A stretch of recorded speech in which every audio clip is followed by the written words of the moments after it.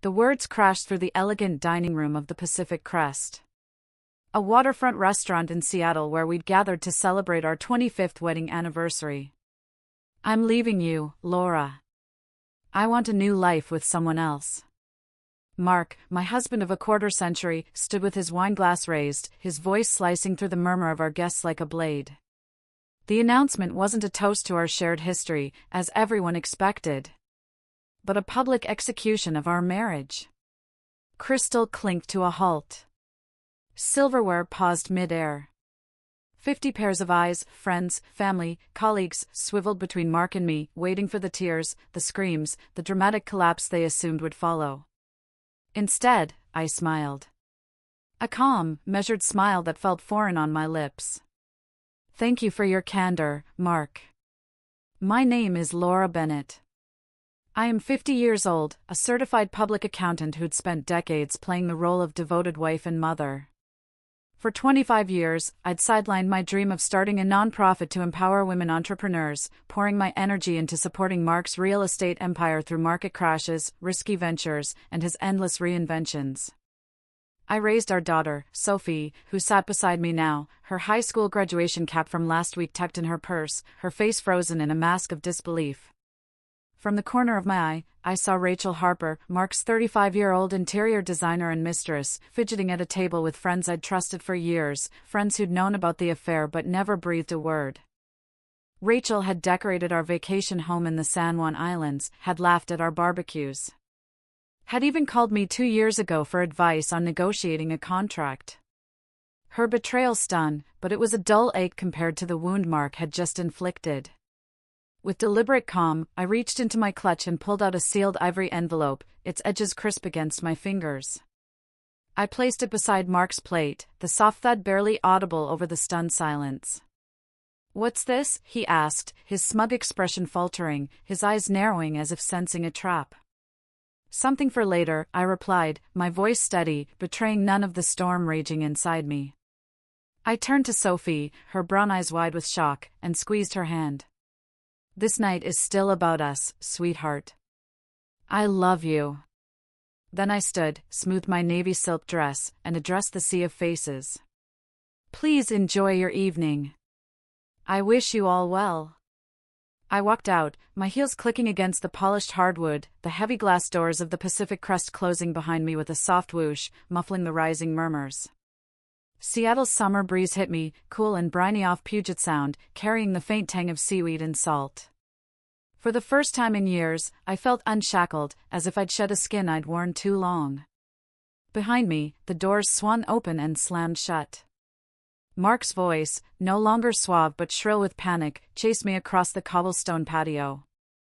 "Laura, what the hell is this? What have you done?" I kept walking, my pace unhurried, a small smile tugging at my lips. The envelope contained the opening move of my revenge, a plan I'd been crafting for months with the precision of a chess grandmaster. I'd always been the steady hand in our marriage, the one who kept the ship afloat while Mark chased big deals and bigger egos. When his first development project, a strip mall in Tacoma, nearly bankrupted us in the early 2000s, I took on extra clients at my accounting firm, Cascade Financial, to cover the losses. When he pivoted to luxury condos during the 2008 crash, insisting it was the future, I balanced our books, negotiated with creditors, and saved for Sophie's college fund. My dream of founding Empower Start, a nonprofit to help women launch businesses, was perpetually deferred. After Sophie's in college, I'd tell myself, staring at the vision board I'd hidden in my office drawer. After Mark's company stabilizes. For months ago, I noticed anomalies in our joint accounts, small transfers, $500 here, $1,000 there, to an unfamiliar account. As an accountant with 25 years of experience, these were neon warning signs flashing against the orderly columns of our financial life. I could have confronted Mark then, demanded answers over dinner, but something held me back. Maybe it was the growing silences between us, the way he'd started locking his phone, or the late-night client meetings that left him smelling faintly of jasmine perfume.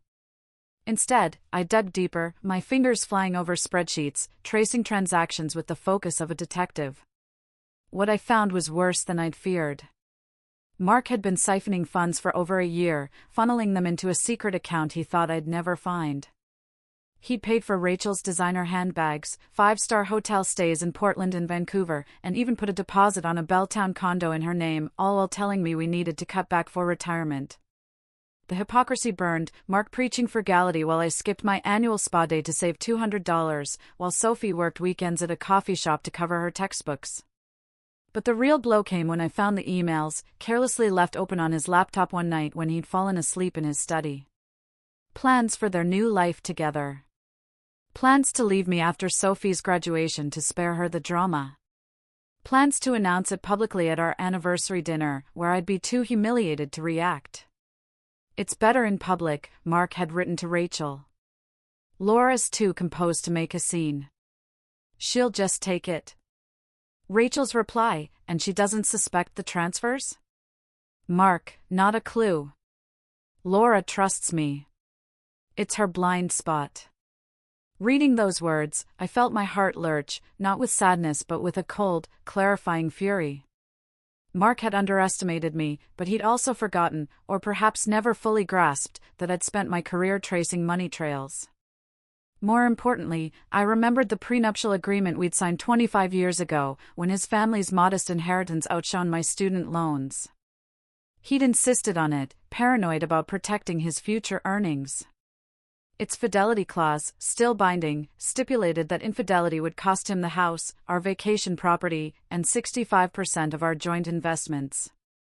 It was a clause I'd dismissed as irrelevant when we signed, laughing it off as we planned our honeymoon. Now, it was my trump card. While Mark plotted his exit, I built my case with the meticulousness of an architect. I consulted my sister Ellen, a family law attorney with a razor-sharp mind and a fierce loyalty to me. We met over coffee at a quiet cafe in Fremont, where she reviewed the prenup and nodded. "This is ironclad," she said, her eyes gleaming. "He's handed you the keys to his downfall." I documented every illicit transfer, every hotel receipt, every email I could access without breaking laws.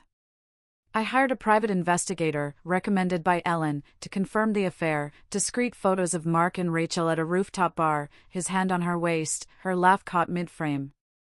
I prepared divorce papers, timing them to be filed the morning of our anniversary, before his grand announcement. The papers were still in court records, inaccessible to him, but the envelope I'd handed him held a copy, along with a summary of his financial misdeeds and a pointed reminder of the prenup's consequences. I didn't return to the restaurant. Instead, I drove to our Queen and home, a craftsman we'd bought 15 years ago after years of saving. It was the house Mark had already promised to Rachel in an email he didn't know I'd seen, describing it as our fresh start. Pulling into the driveway, I sat for a moment, the engine ticking as it cooled, staring at the ivy-covered porch where Sophie had learned to ride her bike. Inside, the house felt both familiar and foreign, the cedar bookshelves we'd picked out at a Ballard antique shop, the framed photos of Sophie's school plays, the leather armchair where Mark and I had once planned our future, dreaming of a retirement sailing the San Juans. Now, those dreams felt like relics of a life I'd outgrown. Upstairs, I opened Mark's closet. His suitcases were packed, tucked behind his golf clubs, ready for his departure tomorrow. The sight was almost comical in its predictability. Mark, always meticulous about his appearance, had folded his shirts with military precision, but he'd been careless about the things that mattered. I ran my fingers over the wool of his favorite blazer, remembering the night he'd worn it to our 10th anniversary dinner, when he'd surprised me with a weekend in Victoria, just the two of us. When had that man disappeared? Or had he always been this person, hidden beneath the charm I'd fallen for? My phone buzzed incessantly, texts from Sophie, Ellen, and friends from the restaurant, their messages a mix of concern and curiosity. "Are you okay? What was that? Call me." I replied only to Sophie, "I'm okay, honey. This isn't your fight. I love you." I'd shielded her from the truth for months, not wanting to taint her senior year with family drama. She'd worked so hard, earning a scholarship to the University of Washington, balancing AP classes and her barista job with a grace that made me proud. She'd be furious I hadn't told her, but I trusted she'd understand. Sophie had inherited my pragmatism and Mark's charisma, a potent combination that made her both grounded and magnetic. Hours later, Mark's Tesla screeched into the driveway, the headlights cutting through the dusk. The front door slammed open, rattling the stained glass panel we'd installed last year. "Laura," he bellowed, his voice echoing through the house. I was in the living room, reviewing spreadsheets on my laptop, the glow of the screen casting shadows across the hardwood. I closed it as he stormed in, his face flushed, the envelope crumpled in his fist. "What is this?" he demanded, waving the papers like a flag of surrender. "You served me divorce papers today, of all days?" "It seemed fitting," I said, my voice calm, though my pulse thrummed in my ears. "You wanted a new life. I'm just clearing the way."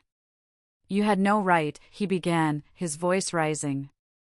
"I had every right," I interrupted, my tone steady. "Just as you had the right to choose Rachel." He scoffed, regaining some of his bravado, his real estate mogul swagger. "The prenup's expired. Any lawyer will tell you that." I allowed myself a small smile, the kind I used when catching a client's accounting error. Section 14 states the fidelity clause applies for the duration of the marriage. Your lawyer might have caught that. "Oh, wait, you didn't hire one, did you?" His face paled, the color draining like water from a cracked vase. The prenup he'd demanded to safeguard his wealth, back when his family's $50,000 inheritance seemed like a fortune, would now strip him of the house, our San Juan cabin, and 65% of our investments. His grand announcement, meant to cement his new chapter, had become a catastrophic miscalculation. "You can't do this," he said, slumping onto the couch, the leather creaking under his weight. "We built this life together," I replied, my voice unwavering. "And you chose to dismantle it." His phone buzzed on the coffee table, the screen lighting up with Rachel's name. He glanced at it, then silenced it, but not before I saw the flicker of unease in his eyes. "You're cold, Laura," he said, trying a new tack, his voice softer, almost pleading.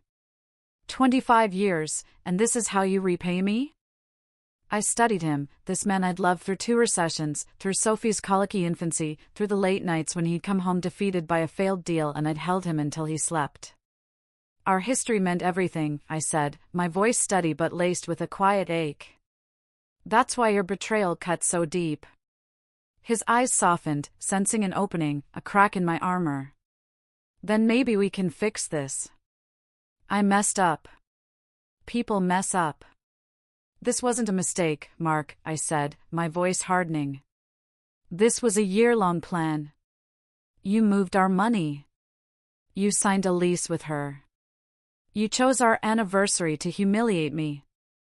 I opened my phone, navigated to the recording app, and played a clip I'd captured from a late-night call he'd taken in our study, thinking I was asleep.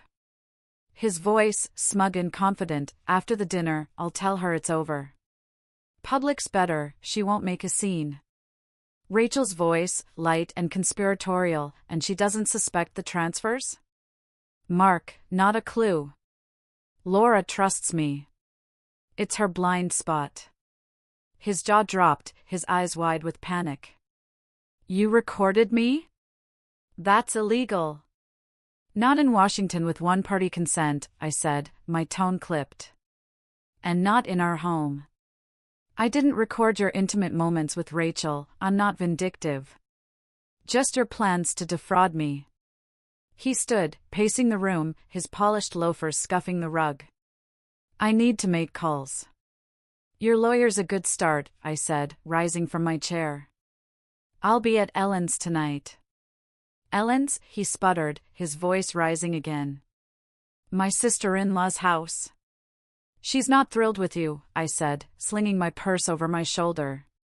"She saw you with Rachel at Pike Place last summer. Confronted you. You swore it was nothing, that you'd end it. When she realized you lied, she told me." His shoulders sagged, another blow he hadn't anticipated. Ellen and I had always been close, bonded by late-night talks and shared holidays, but Mark never imagined she'd choose my side so decisively. "Everyone's turning on me," he muttered, his voice barely audible. "Ironic, isn't it?" I said, grabbing a small overnight bag I'd packed earlier. You have until tomorrow night to clear out. Then the locks change. As I walked to the door, he called out, desperation creeping into his tone. What about Sophie? This'll destroy her. Anger flared, hot and sharp, but I kept my voice even, my hand on the doorknob. Don't use our daughter as a shield. You weren't thinking of her when you booked your new life with Rachel. His phone buzzed again, insistent. He looked at it and groaned, his face crumpling. Problem? I asked, unable to resist. Rachel's at the condo, he said, his voice hollow. She's already moved in. I smiled, a small, satisfied curve of my lips. The lease you co-signed? You might want to check with the leasing office. The application was flagged for discrepancies. I took their call last week and clarified a few details. I walked out, the door clicking shut behind me, leaving Mark to grapple with the first of many consequences. His carefully orchestrated new life was unraveling faster than he could process. Ellen's Capitol Hill bungalow was a haven of books, mid-century furniture, and the faint scent of lavender from her garden. She greeted me with a fierce hug, her graying curls brushing my cheek. Sophie called from the restaurant, she said, pulling me inside and pouring 2 glasses of Pinot Noir. Are you okay? Better than I expected, I admitted, following her to the cozy den, where a gas fireplace cast a warm glow. Mark's spectacle was meant to break me. Instead, it freed me. Ellen shook her head, her hazel eyes flashing with indignation. My brother-in-law's always loved the spotlight. But this? Announcing it in front of everyone, on your anniversary? He's lost his mind. It was calculated, I said, sipping the wine, its tartness grounding me. A public rejection, so I'd be too humiliated to fight back without looking unhinged. Ellen's face darkened. He's always had a flair for drama, but this is beyond anything I imagined. What was in that envelope that sent him into a tailspin? I explained, the divorce papers, filed that morning, a detailed summary of Mark's financial deceit, with bank statements and receipts, and a highlighted copy of the prenup's fidelity clause, which would leave him with far less than he'd planned. Ellen laughed, a sharp, bitter sound. He insisted on that prenup to protect his precious inheritance. I remember him bragging about it at your engagement party, like he was some tycoon. Poetic justice. My phone rang, the screen lighting up with Sophie's name.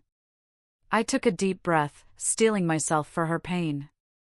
Mom, she said, her voice trembling with anger and tears, I'm coming to Aunt Ellen's. I can't stay here with Dad spinning lies. He's telling everyone you've lost it, that you've been scheming for months. Let him talk, I said, my voice calm but firm. The truth will surface soon enough. 20 minutes later, Sophie burst through Ellen's door, still in her emerald dress from the dinner, her mascara streaked from crying. She fell into my arms, her sobs muffled against my shoulder, her body shaking like it had when she was a child waking from a nightmare. Why didn't you tell me? She asked, pulling back, her brown eyes searching mine. I didn't want to ruin your senior year, I said, brushing a tear from her cheek. You worked so hard for your scholarship, your graduation. This was my burden, not yours. Dad ruined it anyway, she said, her voice cracking. He hugged me this morning, said he was so proud, then did this. We moved to Ellen's living room, where I shared the full story, how I'd discovered the affair 4 months ago, the hidden accounts, the emails detailing Mark's plan to leave me humiliated. I showed her the screenshots, Mark promising Rachel the queen and house, describing it as our fresh start. Sophie's face hardened, her jaw tight. I knew something was off, she admitted. He was always on his phone, distracted, missing my debate finals. But I never imagined this. None of us want to see these things in the people we love, Ellen said gently, refilling our glasses. My phone buzzed with a text from David, Ellen's colleague and my attorney. The emergency filing had been approved, Mark's accounts were frozen, pending the divorce proceedings. He'd have access to his personal account, where he'd stashed his illicit funds, but not enough to follow through on the condo purchase or his other extravagant promises to Rachel. I showed the message to Sophie and Ellen. "Good," Sophie said, her voice fierce, her eyes glinting with a resolve that mirrored mine. "He deserves it." "He's still your father," I reminded her, my tone soft but firm. "Your relationship with him is separate from what's happening between us." "Maybe someday," she said, shaking her head. "But right now, I can't even look at him. He lied to us, Mom. He said money was tight while I was steaming lattes to pay for my books." The doorbell rang, interrupting our conversation. Ellen went to answer it, returning with a troubled expression. "It's Mark," she said. "And he's not alone." I braced myself as Ellen led Mark and Rachel into the living room. Rachel, with her sleek blonde bob and tailored blazer, looked uncomfortable, her eyes darting around the room, avoiding mine. She was 35, not quite the cliché of a younger mistress, but her confidence seemed to falter in the face of Sophie's glare. Mark, by contrast, was all fury, his face flushed, his tie loosened as if he'd been tugging at it. "Laura, you need to stop this insanity," he demanded, his voice booming. "Unfreeze the accounts. We can discuss this like reasonable adults." Sophie stood, placing herself slightly in front of me, her petite frame radiating defiance. "Maybe you should have tried being reasonable before blowing up our family at your anniversary dinner." Mark blinked, as if just noticing her, his anger faltering. "Sophie, this doesn't involve you." "Doesn't involve me?" she echoed, her voice rising with incredulity. "You humiliated Mom on a day meant to celebrate you both, and it doesn't involve me?" Rachel touched Mark's arm, her voice low. "Mark, maybe we should go." He shook her off, his eyes locked on me. "No. Laura, be rational about this." Ellen folded her arms, her lawyer's poise unshaken. "Laura seems to be the only rational person in this scenario. You created this mess, Mark." I remained seated, watching the scene unfold, a strange calm settling over me. For years, I'd been the peacemaker, smoothing over Mark's temper, placating clients, reassuring Sophie during his absences. That role had exhausted me, and I'd finally set it down. "The accounts will remain frozen until the preliminary hearing," I said, my voice even. "That's in 4 days. You have your personal account, the one you've been funneling money into for a year. That should be sufficient." Rachel's head whipped toward Mark, her eyes narrowing. "A separate account? How much is in it?" Mark ignored her, but the question hung in the air, a crack forming in their united front. "This is vindictive, Laura," he said, his voice dropping to a growl. "This isn't like you." "Perhaps you never really knew me," I replied, meeting his gaze. "Just as I apparently never really knew you." Sophie turned to Rachel, her voice sharp. "Did you know he was going to announce it like that, in front of everyone?" Rachel flushed, her hands twisting together. I thought he was going to talk to your mom privately. The announcement today was unexpected." Mark shot her a betrayed look, his jaw tightening. The cracks were widening, their alliance crumbling under the weight of their own deceit. Ellen stepped forward, her voice firm. "I think you both should leave. You've upset Sophie enough for one day." Mark tried one last plea, his eyes softening as he turned to Sophie. "Sweetheart, you understand that relationships change, don't you? Sometimes people grow apart." Sophie's face hardened, a fierceness I'd never seen before. "What I understand is that you're a coward who couldn't give Mom the dignity of a private conversation. What I understand is that you were stealing from our family while I was working weekends to help pay for my textbooks because you said money was tight." Mark paled, his hands clenching at his sides. "That's not how it was." "It's exactly how it was," Sophie cut him off, her voice like steel. "Please leave, Dad. I can't look at you right now." The silence that followed was deafening, heavy with the weight of broken trust. Finally, Mark turned to go, Rachel trailing behind him, her heels clicking nervously. At the door, he paused, looking back at me, his eyes pleading. "This isn't over, Laura. I'll fight you on this." I met his gaze steadily, unflinching. "You're welcome to try." After they left, Sophie collapsed beside me on the sofa, tears streaming down her face. "I've never talked to Dad like that," she said, her voice small. I wrapped my arm around her shoulders, pulling her close.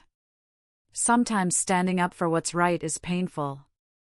You were brave." Ellen brought us fresh glasses of wine, her expression softening. "To new beginnings," she said, raising her glass. I clinked mine against hers, a quiet resolve settling in my chest. This ending was just the beginning of something new. The preliminary hearing took place 4 days later in a gray Seattle courtroom, the rain streaking the windows like tears. I arrived with David, Ellen's colleague and a seasoned family law attorney, his briefcase stuffed with evidence I'd meticulously compiled. Mark came with a lawyer he'd hastily retained, a young associate from a corporate firm who seemed more suited to mergers than messy divorces. His choice of representation was yet another misstep, a reflection of his rushed, arrogant planning. The judge, a no-nonsense woman with silver hair and sharp eyes, reviewed the prenuptial agreement with a practiced efficiency. "This document appears to be in order," she said, peering over her reading glasses at Mark's attorney. "Do you contest its validity?" The young lawyer cleared his throat, his tie slightly askew. "Your Honor, we believe the agreement has expired due to the length of time that has passed." The judge raised an eyebrow, flipping to a highlighted page. Section 14 clearly states that the fidelity clause remains in effect for the duration of the marriage and any legal proceedings resulting from its dissolution. There is no expiration date indicated. Mark leaned forward, whispering urgently to his lawyer, who looked increasingly flustered. The judge continued, her voice measured but firm. "Furthermore, the evidence of systematic fund transfers appears to violate the financial disclosure requirements in Section 19. She shuffled through the papers, then looked up. "I am ruling to maintain the freeze on joint accounts pending full financial discovery. Mr. Bennett's personal account will remain accessible to him. The family home will remain in Mrs. Bennett's possession during proceedings, as stipulated in the prenup's infidelity clause." Mark's face flushed a deep crimson, his hands gripping the table. "This is outrageous," he muttered, loud enough for me to hear across the room. The judge fixed him with a stern look, her voice cutting through the tension. "Mr. Bennett, I suggest you review the agreement you signed more carefully. This court will reconvene in 30 days for the full hearing after discovery is complete." As we left the courtroom, Mark caught up to me in the hallway, his tie now completely undone, his hair disheveled. "Laura, please," he said, his voice low, almost pleading. "We need to talk about this reasonably. 25 years together has to count for something." I stopped, turning to face him, my expression calm but unyielding. "It counted for everything," I said. "Until you decided it didn't." I walked away, my heels echoing on the marble floor, leaving him standing alone in the courthouse corridor, the weight of his choices finally sinking in. Outside, the Seattle rain had softened to a drizzle, the city's skyline shrouded in mist. I pulled my coat tighter, feeling a strange lightness despite the gray. The hearing had been a victory, but it was only the first step. Word spread quickly through our social circle, a web of Seattle's upper-middle-class professionals, real estate agents, tech executives, nonprofit directors, who'd attended our barbecues and charity galas. Friends called daily, some offering genuine support, others fishing for gossip to fuel their dinner party chatter. I maintained a dignified silence, responding to inquiries with a practiced line, "Mark and I are separating. These things happen." I refused to air our dirty laundry, not out of loyalty to Mark but because I wanted to control the narrative of my new life.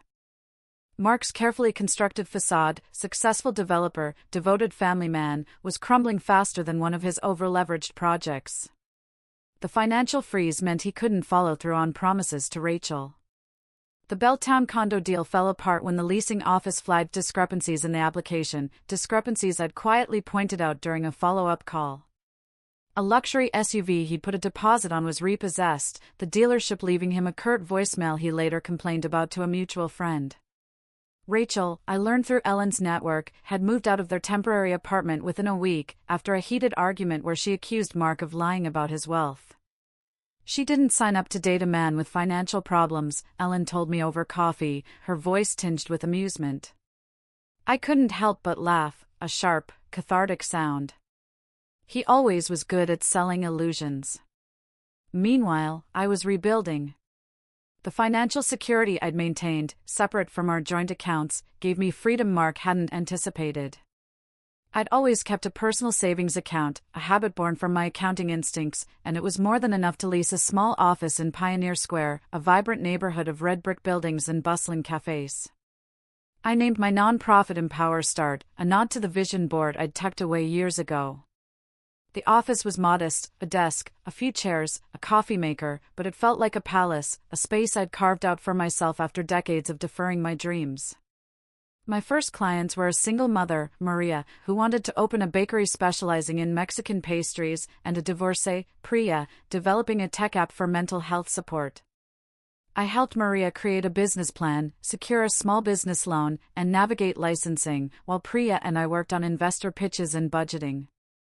Their determination mirrored my own, and their gratitude, Maria's tearful hug after her loan approval, Priya's email calling me her guardian angel, filled a void my corporate job at Cascade Financial never had.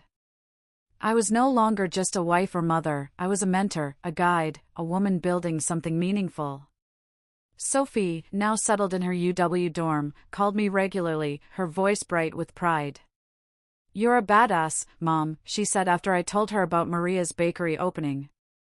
"You're helping people when they're at their lowest. It's like you're rewriting their stories." "I'm doing what I wish someone had done for me," I replied, my throat tight with emotion.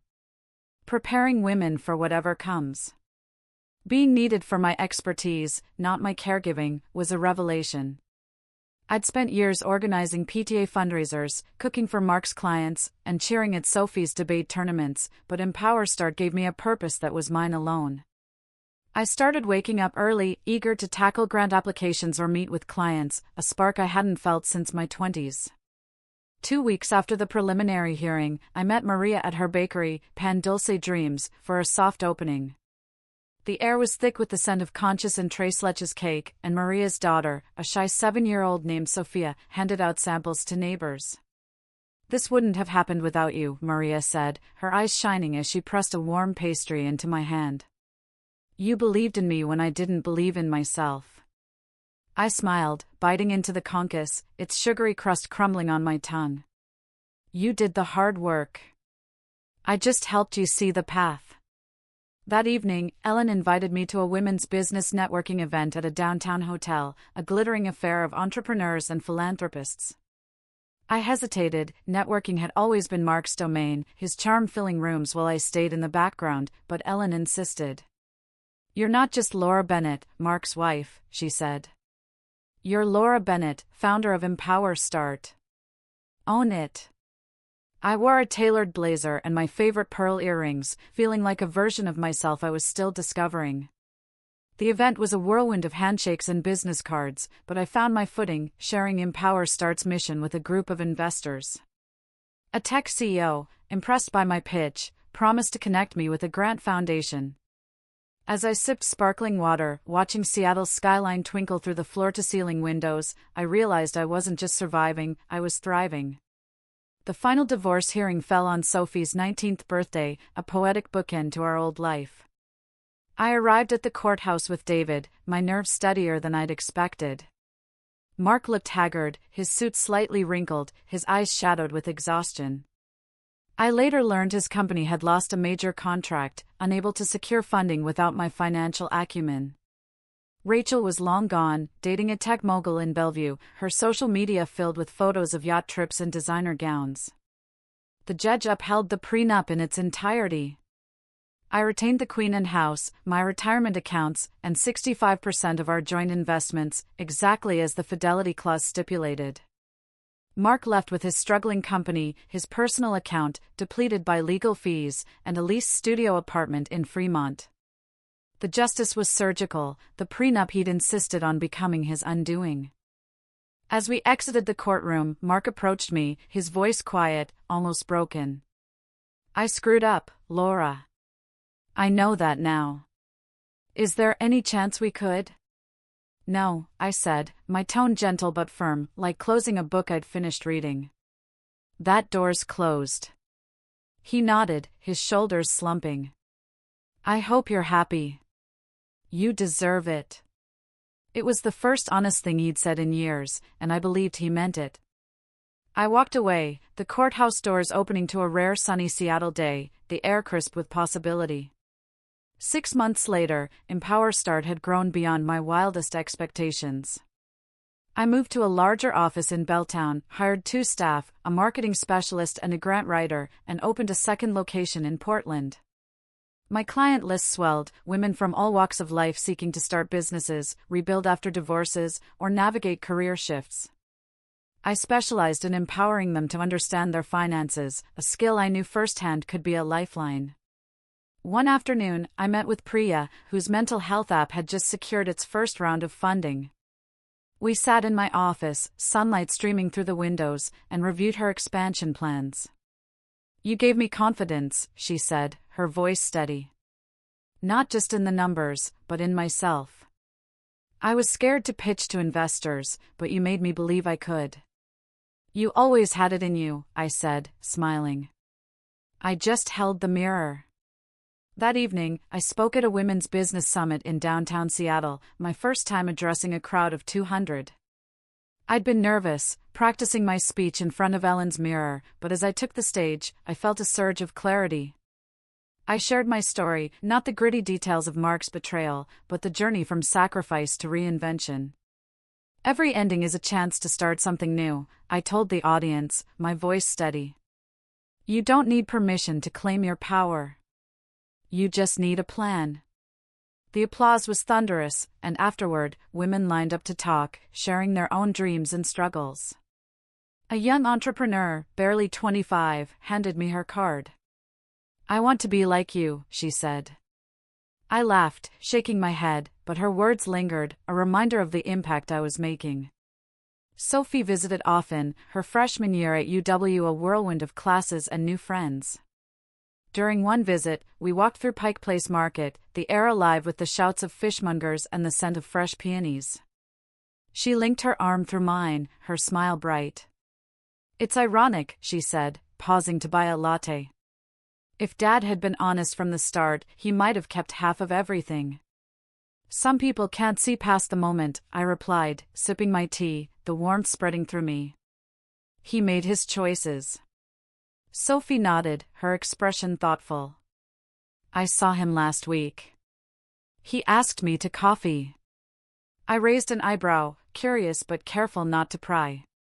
How was that? Weird, she admitted. He apologized, said he's trying to rebuild his life. I don't forgive him yet, but I don't hate him either. Is that okay? It's more than okay, I said, squeezing her hand. You're allowed to feel whatever you feel. He's your dad, and that's your journey. She smiled, relief softening her features. You're the best, Mom. I'm so proud of you. Her words carried me through the rest of the day, a reminder of the bond we'd strengthened through this storm. Empower Start wasn't just my reinvention, it was a legacy for Sophie, a lesson in resilience and self-worth. A year after the anniversary dinner, I stood in my Belltown office, looking out at the ferries gliding across Puget Sound. Empower Start had secured a major grant, allowing us to launch workshops in San Francisco. My team was growing, my clients were thriving, and I was no longer defined by the roles I'd once played: wife, mother, supporter. I was Laura Bennett, founder, mentor, advocate. The envelope I'd handed Mark that night hadn't just been my escape plan. It was the key to a door I hadn't known existed. Behind it, I found not just revenge, but reinvention. In securing my financial future, I'd reclaimed something far more valuable: myself.